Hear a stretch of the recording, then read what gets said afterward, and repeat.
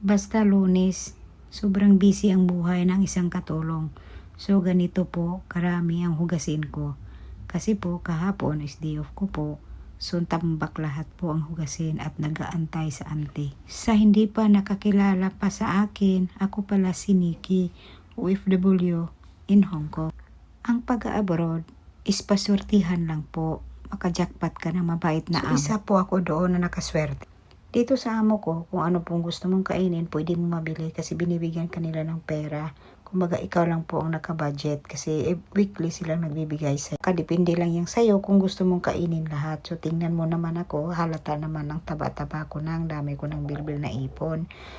Buti na lang may bilbil na ipon. Kahit walang perang ipon, at least may bilbil akong naipon. So, nagluto pala ako ng isda dyan. Tag-isa sana kami ni amo ko. Kasi nga si amo kong babae, isa naman siyang vegetarian at si amo kong lalaki is kumakain po siya ng lahat. Paborito ko talagang isda yan, kaya binili ko talaga at tag-iisa po kami. Dito pala sa bahay namin. Thank you for watching for my mini vlogs. See you.